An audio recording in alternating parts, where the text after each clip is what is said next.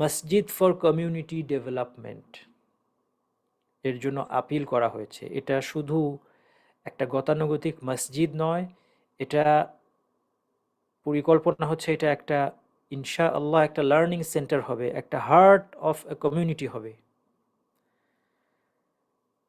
আল্লাহ চাইলে ইনশাআল্লাহ আমরা এর প্রতিষ্ঠা যারা করছেন তাদের সম্পর্কে ভালো ধারণা রাখি, আমরা মনে করি তারা ইখলাস সহকারে এটা করছেন, এবং যদি তাই হয় এটা আল্লাহ কবুল করবেন এবং ইনশাআল্লাহ আমরা আশা করি এর দ্বারা অনেক বড় কাজ হবে। আমরা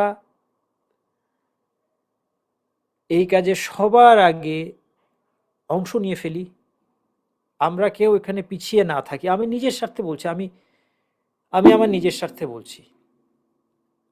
আমি নিজে আলহামদুলিল্লাহ যখনই এই প্রজেক্ট শুরু হয়েছে, যখন সবাই আপনারা জানেনও না, তখনই আমিও চেষ্টা করেছি এটাতে শরিক হয়ে যাওয়ার, যেন এর মাধ্যমে যে বড় বড় কাজগুলো ইনশাআল্লাহ হবে, আল্লাহর ইচ্ছা, আল্লাহ যদি কবুল করেন, আল্লাহ যেন তৌফিক দেন, তাহলে এর সওয়াবের কোনো অংশ যেন আমার আমলনামা থেকে বাদ না যায়।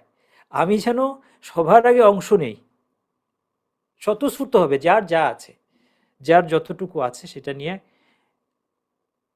আপনারা এখানে অংশ নেবেন না তো আর কোথায় অংশ নেবেন? ইনশাআল্লাহ এটা পিওরলি আল্লাহর জন্য করা হচ্ছে, আমরা আশা করি অনেক বড় কিছু হবে একদিন। এখান থেকে অনেক জ্ঞান ছড়াবে, মানুষের মধ্যে অনেক কল্যাণ পাবে মুসলিমরা। এর কোনো একটা সওয়াব যেন আমার আপনার মিস না হয়। আমি নিজে এটাতে অগ্রগামী হওয়ার চেষ্টা করেছি, আপনাদেরকেও আহ্বান জানাচ্ছি। যাই হোক, তো এটা নিয়ে কিছু কথা আছে এবং ফর্ম আছে, আপনারা কেউ প্লেজ করতে পারেন, যে হয়তো এখন দিতে পারছেন না ভবিষ্যতে দিবেন, কেউ হয়তো নিয়ত করেছেন রমাদানে দান করবেন, প্লেজ করে রাখেন, তাহলে অথরিটি বুঝতে সুবিধা হবে কত টাকা উঠলো, কারণ সামনে একটা ডেডলাইন আছে, এই ডেডলাইনের মধ্যে একটা নির্দিষ্ট পরিমাণ অর্থ জমা দিতে হবে।